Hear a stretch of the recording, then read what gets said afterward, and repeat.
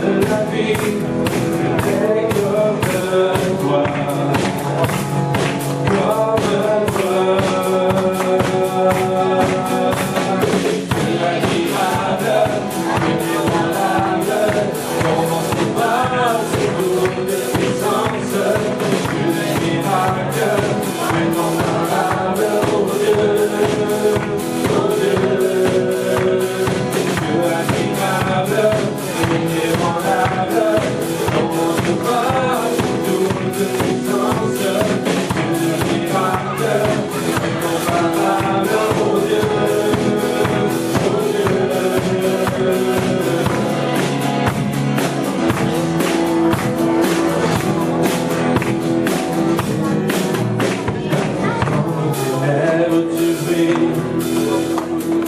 Tu nous redonnes la vie, tu n'es comme toi, comme toi. Tu es admirable, inébranlable, ton nom se passe et nous de puissance. Tu es miracle, incomparable, mon Dieu, mon Dieu.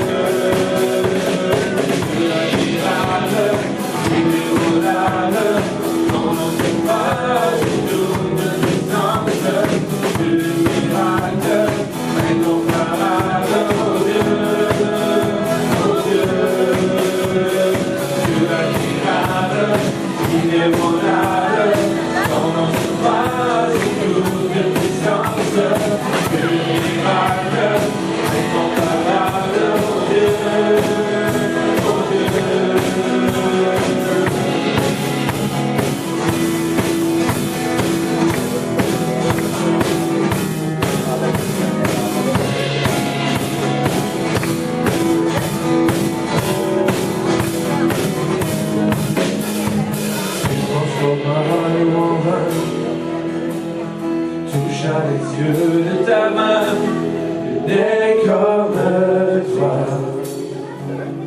comme toi.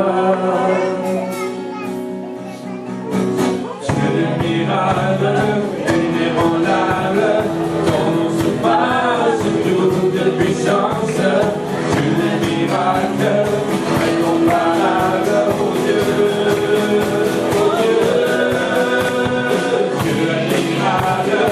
Inébranlable, ton nom se passe.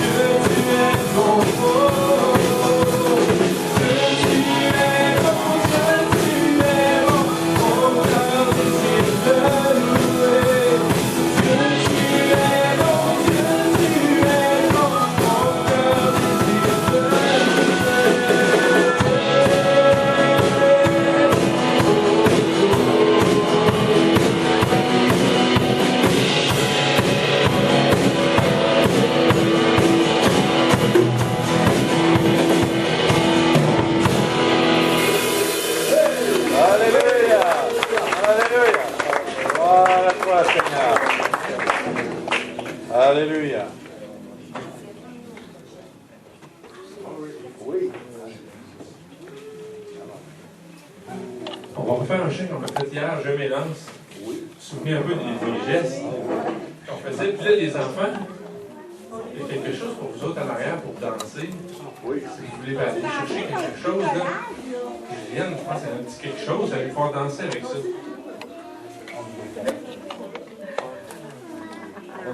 Est-ce que vous y allez chercher? Non? En arrière, les autres sont décalages. Ok, je vais lancer, c'est pas grave. Ceux qui veulent danser, il y a des drapeaux.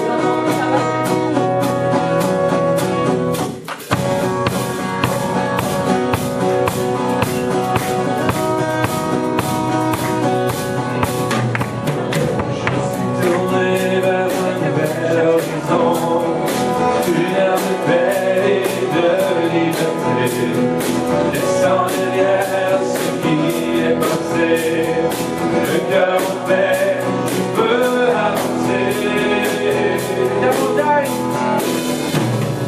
La montagne, je regarde ce qui est devant moi. Je m'élance, j'ouvre mes ailes.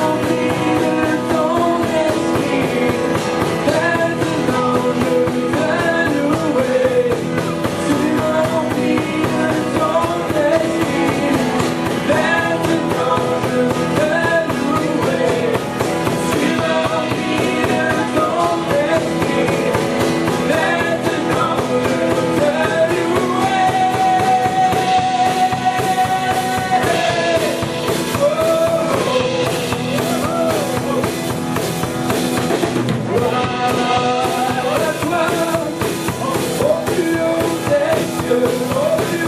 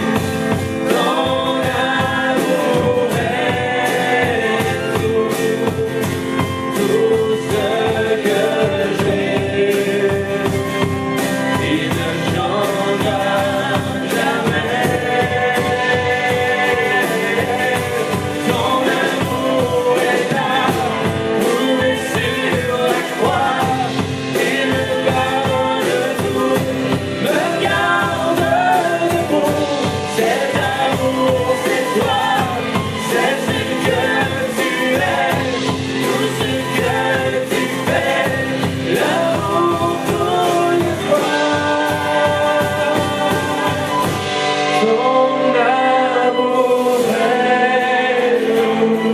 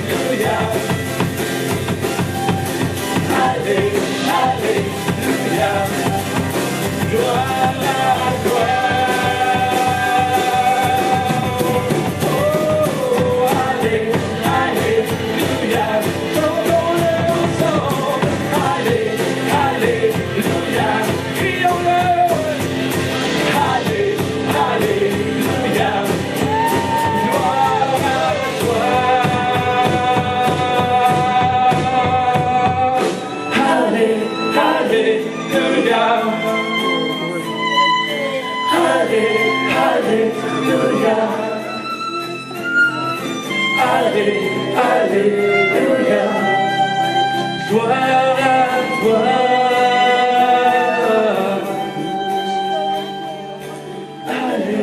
Alléluia, chantons-le ensemble. Alléluia, chantons-le. Alléluia, gloire à toi. Chantons-le fort ensemble. Alléluia,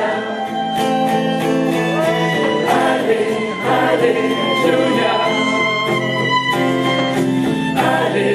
Alléluia, gloire à toi.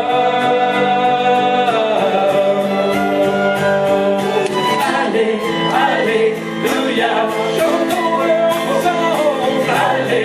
Alléluia, Emmanuel, Alléluia, nous voulons recevoir de toi. Alléluia, Alléluia, nous chantons. Alléluia.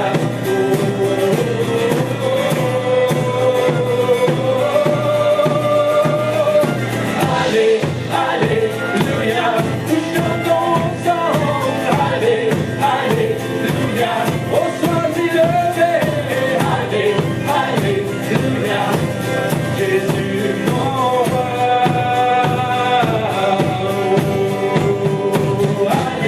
Alléluia, ton nom est élevé. Alléluia, ton nom est béni. Alléluia, ton nom est tout puissant. Alléluia,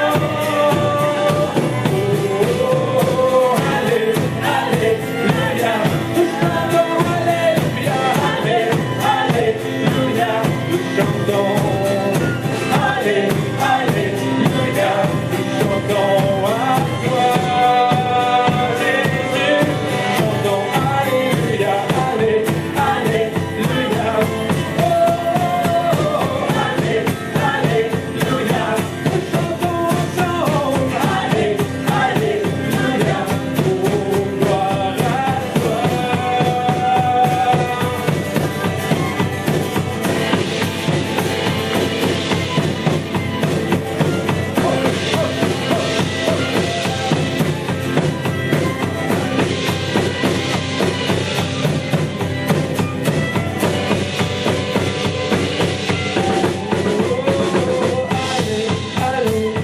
Alléluia, Alléluia,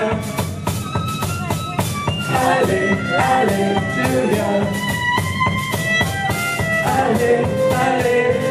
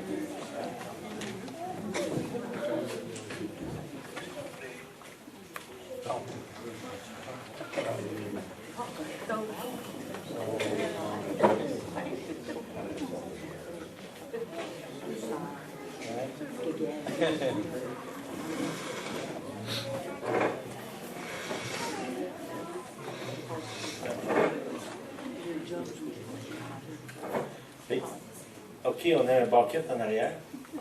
Un bucket blanc. Un panier. C'est pour boire pour les gens du camp qui nous ont bien servi.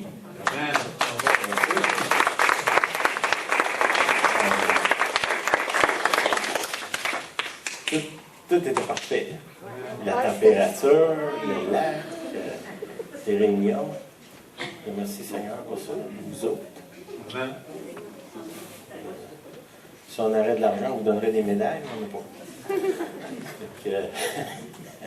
Donc, on passera pour les médailles.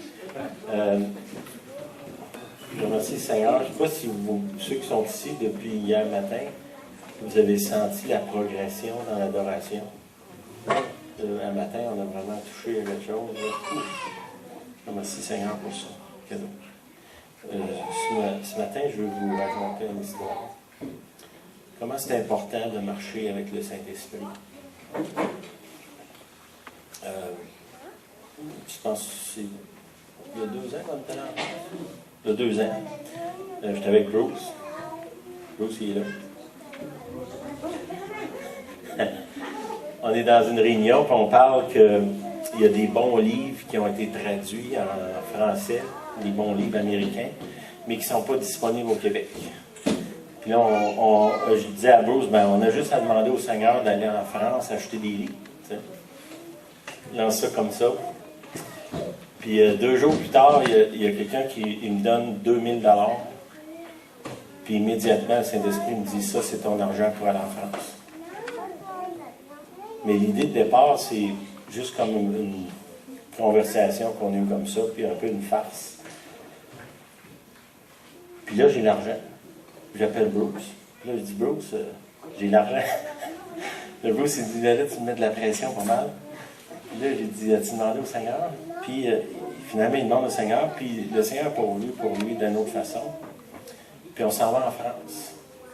L'idée de départ, c'est d'aller acheter des livres qu'on aurait pu faire venir par Amazon, qui aurait coûté moins cher que 4000 $ de billets d'avion.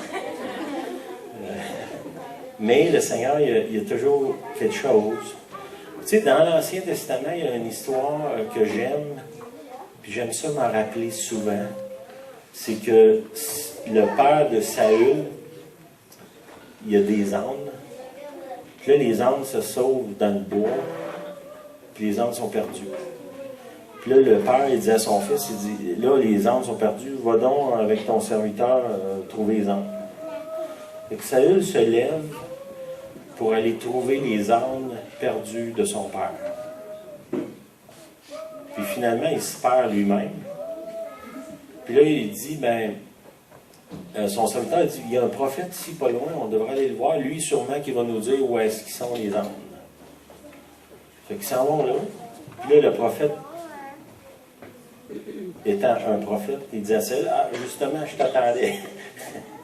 Reste ici ce soir, demain on va faire un souper, puis t'es mon invité d'honneur.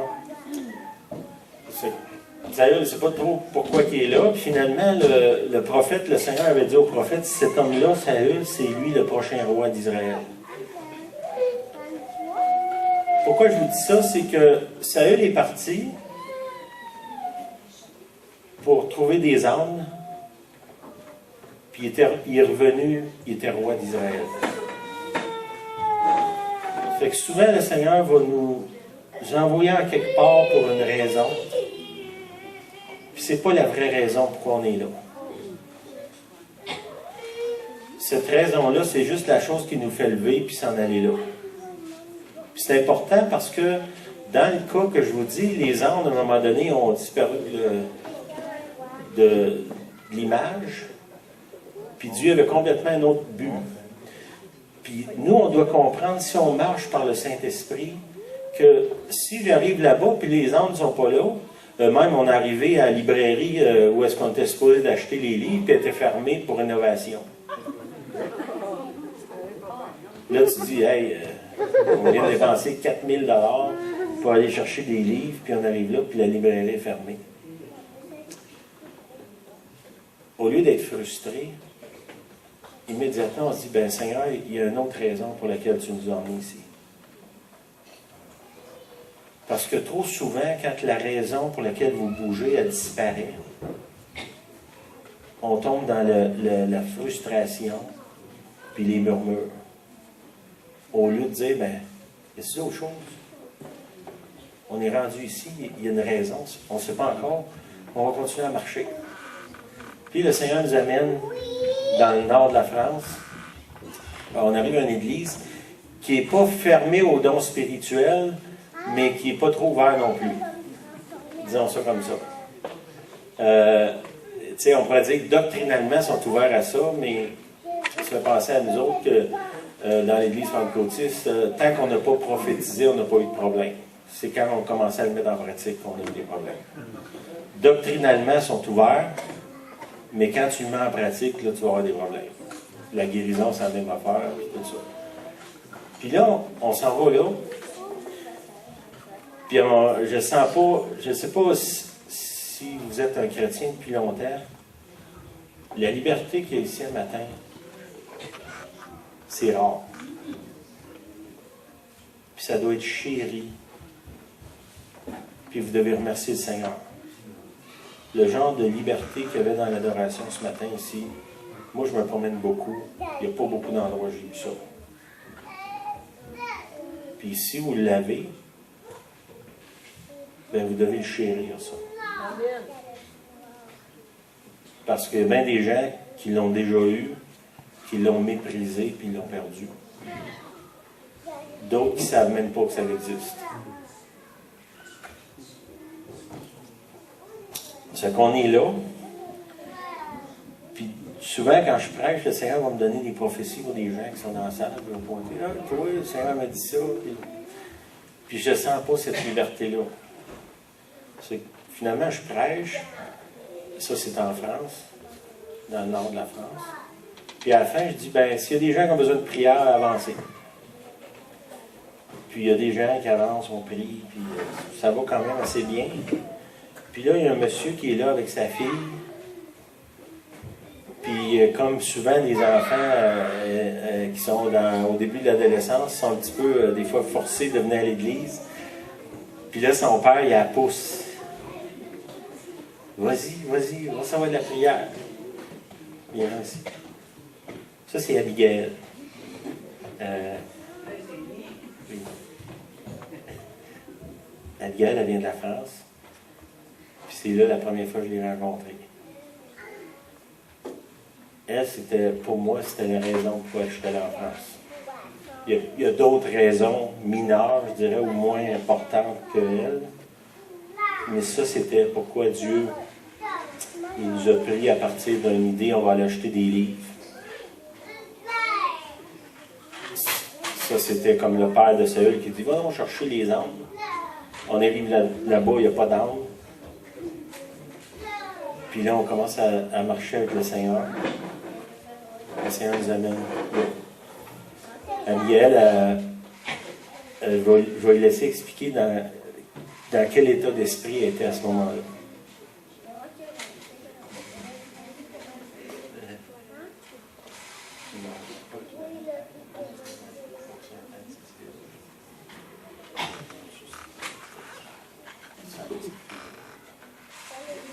Bonjour.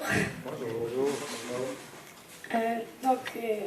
Au moment où Sylvain est venu en France, ça faisait un peu plus d'1 an que je faisais une dépression, une phobie scolaire, et donc j'ai essayé de me suicider presque dès que j'avais une occasion de le faire. Je prenais des cachets pour contre l'angoisse et tout ça, pour réussir à aller à l'école, pour parler aux autres. Et j'arrivais pas à parler ou à avancer, à essayer d'avoir une discussion avec quelqu'un. Je pense que c'est tout.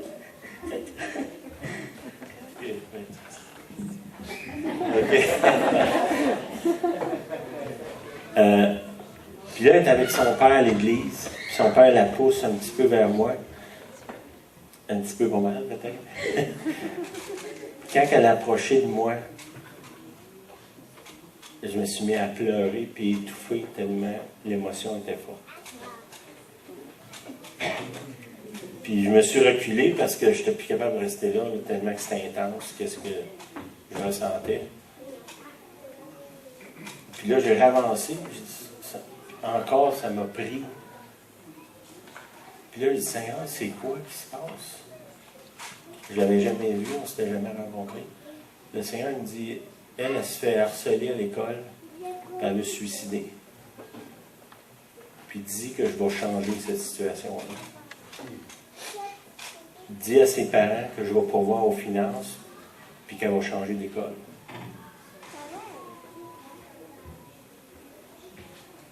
Pensez à ça. Le Seigneur, il aime assez Abigail qui prend 4 personnes d'ici. Pour une raison bidon, il les emmène en France. Il les amène jusque-là devant elle. Parce qu'il a assez compassion d'elle. Bon, nous, on a un rôle à jouer dans ça. Parce qu'il faut avoir la foi pour être assez fou pour dire on va aller là-bas parce que Dieu a pourvoir l'argent, même si ça n'a pas de sens logiquement d'aller acheter des livres pour dépenser autant d'argent pour acheter des livres. Il y a une marche dans l'esprit qui est là. Puis le Seigneur m'amène à elle à un rendez-vous divin qui est écrit dans le temps. Ou est-ce que moi j'ai comme un passeport pour la libérer de quelque chose qui la retient captif? Pourquoi que Dieu ne l'a pas donné à quelqu'un aux côtés d'elle, je ne sais pas.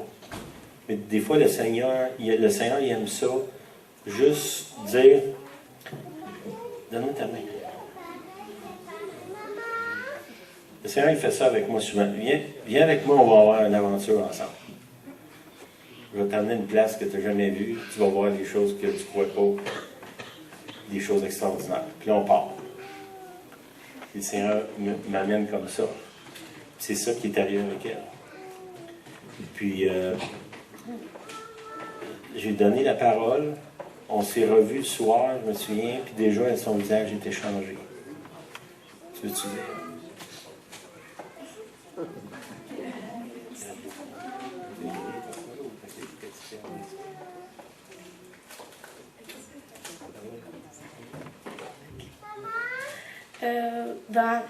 Déjà, le jour même, je sais pas pourquoi, mais j'arrêtais pas de sourire comme une imbécile, genre. Et puis, donc j'ai demandé pour revoir Sylvain, puis j'étais genre tellement. C'était comme s'il y avait un lien entre nous, parce que il avait écouté Dieu pour moi, pour m'aider. Et donc, le jour suivant, j'ai commencé, déjà, en fait, l'année d'après, j'ai continué l'école, mais je ne pouvais pas encore changer d'école, il fallait que je termine mon année. Et étonnamment, les gens de ma classe me parlaient super bien. Et j'arrive à parler à des personnes, alors qu'avant, on me parlait, je partais, j'arrivais pas à répondre. Et donc j'arrivais à parler. Je parlais à ma famille, alors qu'avant, j'étais toujours enfermée dans ma chambre. Puis peu à peu, j'essayais de, par exemple, faire moins en moins de bêtises et tout ça. Puis j'ai carrément arrêté de faire des tentatives de suicide. Peu à peu, j'ai arrêté de prendre des cachets, d'essayer de... Je me mutilais plus. Puis l'année d'après, quand c'était en début d'année, là en septembre, du coup j'ai pu changer d'école. Et l'école, en fait, c'est une école payante où on apprend la musique. Et donc du coup, c'est ça, la parole pour les finances, parce que mes parents m'ont dit, quand je leur ai pondu cette idée, entre guillemets, ils m'ont dit non, mais non. Parce que c'est déjà de une, c'était payant, puis on n'avait pas trop les moyens. Et de deux, c'était loin de la maison. Donc mes parents avaient peur que je fasse des bêtises là-bas, parce qu'ils ne pourraient pas me surveiller du coup. Et mais je leur ai dit que ça allait très bien et que je voulais faire ça, donc ils ont accepté. Puis je leur ai dit, vous vous rappelez ce que Sylvain a dit? Du coup, là ma mère elle s'asseyait, mais tu me fais chier. Du coup, bon voilà, après j'ai pu partir à l'école, puis cette année, ça s'est super bien passé. Enfin, j'ai une classe et je suis super là-dedans. Et puis je suis heureuse. Aujourd'hui, je suis vraiment bien.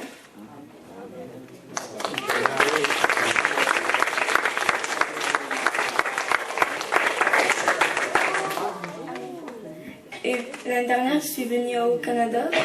Et en repartant, j'ai eu un don de prophétie, on va dire. Et je suis à peine rentrée chez moi que j'ai parlé à ma mère, genre je lui ai dit, est-ce que tu as fait ça, ça, ça pendant les vacances? Et Dieu veut plus que tu fasses ça et tout ça. Et ma mère me regarde dans la voiture, on rentrait de l'aéroport. Qu'est-ce que tu as fait au Canada? Mais c'était... Ben voilà, puis moi j'aimais ça parce que, je sais pas, je trouvais ça trop bien. J'avais l'impression d'être magique. Et donc, puis dans quelques jours après, c'était l'école en septembre. Puis je parle à des filles, ben, je les connaissais, mais sans plus, quoi.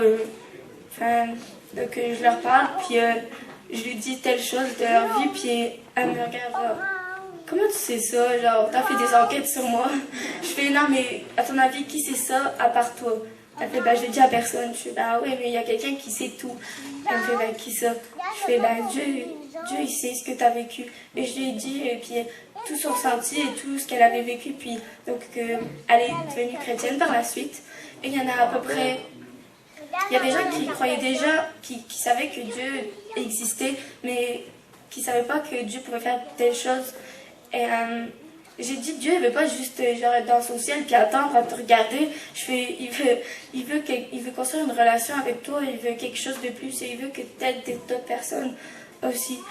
Et, donc j'ai des personnes qui croyaient déjà un peu en Dieu. Il y en avait deux, je crois. Donc les deux là, elles ont vraiment, elles ont confirmé que Dieu pouvait faire des choses plus fortes que ce qu'elles pensaient.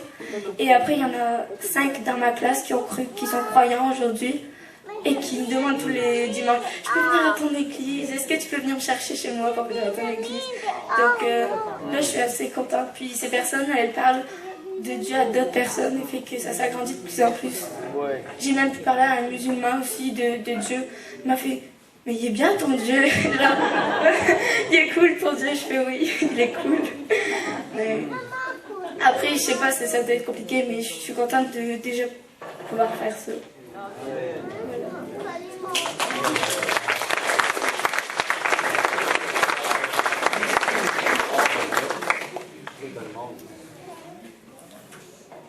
Simplement obéir au Seigneur, qu'est-ce que ça peut amener?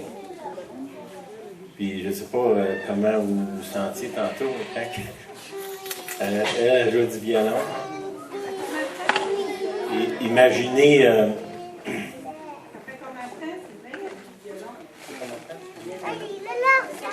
7 ans. Imaginez la perte de quelqu'un avec autant de talent qui se suicide.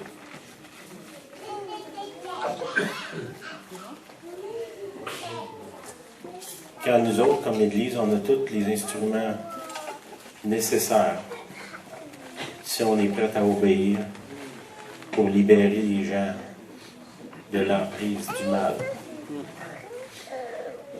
C'est important qu'on marche dans l'esprit. Tu sais, quand on dit on va faire une fin de semaine pour entendre la voix de Dieu, c'est pas juste pour faire un spectacle, là. C'est littéralement pour sauver des vies. Puis pour changer le monde. Je ne sais pas combien de personnes vous avez emmené au Seigneur dans les 25 dernières années. Elle en a emmené au moins 10 dans une école où est-ce que, en France, l'école, tu n'as pas le droit de parler de Dieu. À l'âge qu'elle a, souvent les jeunes, ils ne sont pas trop intéressés. Comment est-ce que tout ça, c'est comme une boule de neige qui grossit? Si chacun de nous autres, on ose s'approcher de Dieu puis marcher avec le Saint-Esprit, il n'y a pas de limite à l'impact qu'on peut avoir. Puis, la transformation qui peut s'opérer dans les gens autour de nous, dans le fond, on ne peut même pas s'imaginer ce qui va arriver. Simplement par une parole prophétique, Dieu a changé son cœur. Puis pas juste être libéré pour t'asseoir là dans l'église à rien faire, là, puis attendre l'enlèvement. Mais soudainement commencer à marcher par l'Esprit. Pourquoi je vous dis ça? C'est que c'est important qu'on entende ces choses-là. Puis j'espère que vous allez être jaloux. Assez pour dire, Seigneur, moi aussi je le veux, ça. Ma petite religion, là, j'en peux plus. Seigneur, as-tu d'autre chose que ça? Le Seigneur, la réponse est simple, c'est oui, j'ai d'autres choses, mais es-tu prête? Es-tu prête à prendre ma main puis qu'on ait une aventure ensemble? Que je te sorte de ta zone de confort. Que je t'amène à une place où est-ce qu'il y a du trapézisme mais pas de filet en dessous. Où est-ce que tu n'as plus de plan B? Où est-ce que tous tes œufs sont dans le même panier?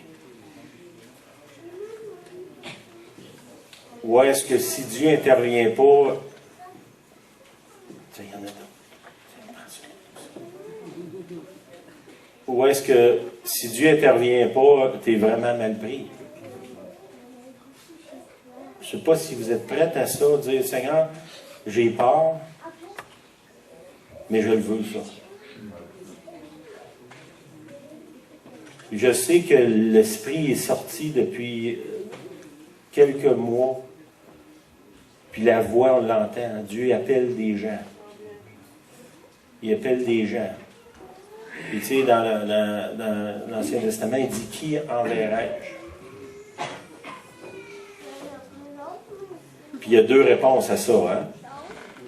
Moïse, il a répondu, envoie qui tu voudras. Envoie quelqu'un d'autre. Puis l'autre, il a répondu, envoie-moi, Seigneur.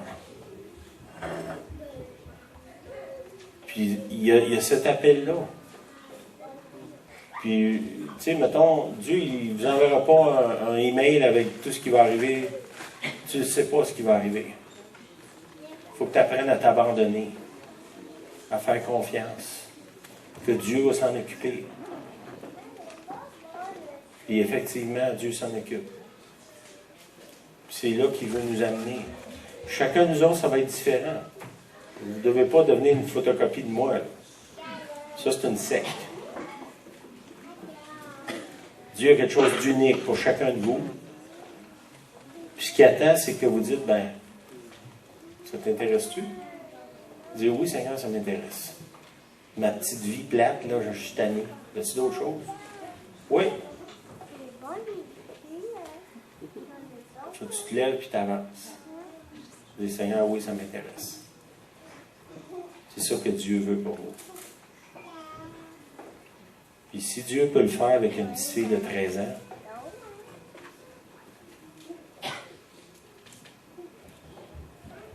pourquoi pas le faire avec moi? Est-ce qu'elle est qualifiée pour ça? La réponse est non.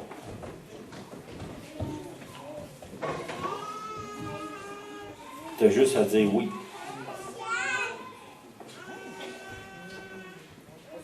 Est-ce que vous êtes prête à ça? La réponse est non.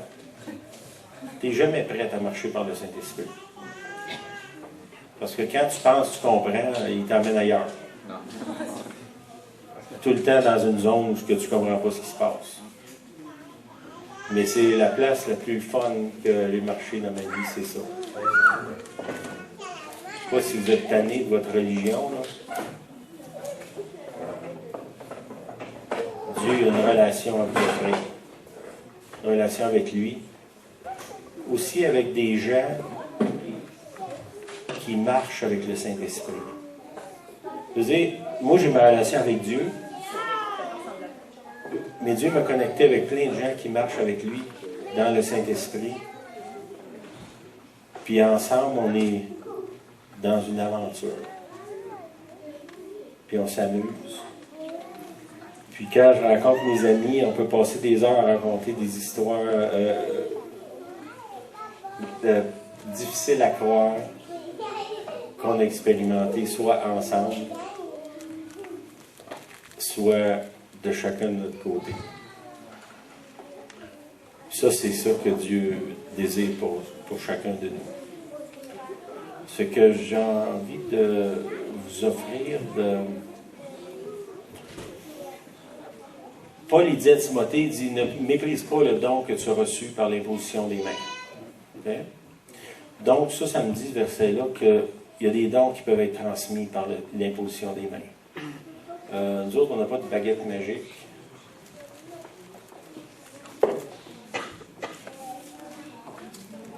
Mais, mettons, je crois qu'avec les années, le Seigneur il a mis un dépôt dans moi de sa présence. Puis ça, je peux le transmettre à d'autres. C'est que je vais faire venir des frères. Mario, Nelson, viens là ici.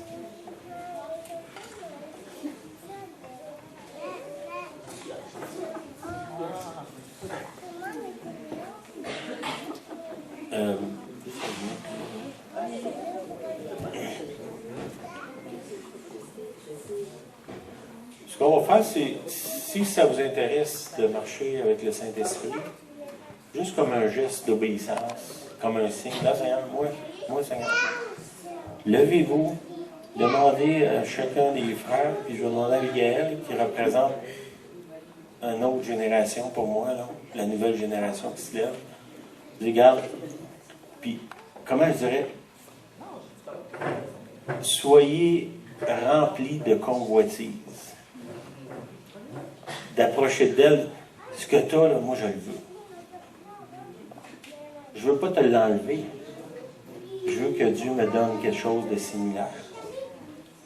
Ce que tu me parles là, mettons moi, les histoires qu'on vient de conter, je peux en raconter pendant 3 jours. Puis une des choses que je me souviens quand j'étais dans mon église morte, j'étais en train de crever. Puis on est allé dans une réunion, puis j'ai entendu des histoires comme je vous conte là. Dans mon cœur, je disais, Seigneur, c'est ça que je veux. Puis je me souviens, c'était en 93. J'étais allé là en avant. Je voulais pas avoir une prophétie. Je voulais avoir le Saint-Esprit. Je voulais avoir cette vie-là que ces personnes-là avaient. Je la vois, la vie. Mais je vois aussi que je ne l'ai pas. Puis j'ai demandé à ces gens-là de prier pour moi, puis ça a changé ma vie. Je n'ai pas imité ce qu'ils ont fait. Mais j'ai reçu un dépôt. Puis ce dépôt-là, on l'a cultivé, on l'a chéri depuis des années. Puis aujourd'hui, il a grossi. Puis on peut vous le transmettre. Nelson, je l'ai rencontré là, en 93, à Kansas City. On ne se connaissait pas. Il vient d'Ottawa. On se rencontre à Kansas City. Ouais. Nelson, il a vécu à Montréal, dans les mêmes rues que moi, mais on a 20 ans entre les deux. Moi, je suis arrivé 20 ans plus tard. C'est parce qu'on apprend le même âge. Nelson a connu le Seigneur avant que je naisse. Il y a un dépôt dans lui, il y a une richesse. Puis tu sais, si vous êtes à un bout dans votre vie où est-ce que vous avez l'impression que vous êtes épuisé, ben moi, ce que j'ai vu comme sur lui, c'est qu'il est resté avec son cœur d'enfant, encore, sa faim et sa soif, comme au début de sa conversion. Puis si vous pensez que vous avez vécu des histoires d'horreur dans vos églises, c'est rien comparé à ce que lui a vécu. Là. Fait que les raisons de refroidir, il les a eues en masse. Puis il a resté avec son feu. Mario, il est là. Je pense qu'on a un don similaire. Quelqu'un qui disait, j'ai entendu Mario prêchait, on dirait que c'était toi qui parlais. Le jeune Mario. Mario, il a un don prophétique extraordinaire. Il a un cœur pour les gens. Il est impliqué dans la structure de l'Église, mais son cœur n'est pas dans la structure et dans le monde. Puis, si vous voulez recevoir la prière, avancez, on va juste imposer les mains sur vous, puis on va demander au Seigneur que. Puis, juste avancer, dire je veux ce que tu as. Ça m'intéresse, ça, moi, cette vie-là. Chacun peut passer à tout le monde, il n'y a pas de grave. Prenez pas 10 minutes pour compter votre vie, là. On va faire ça vite. Puis après ça, on va vous laisser aller, 11h, moins quart, les 15 minutes. Fait avancez. Puis simplement, soyez remplis de convoitise.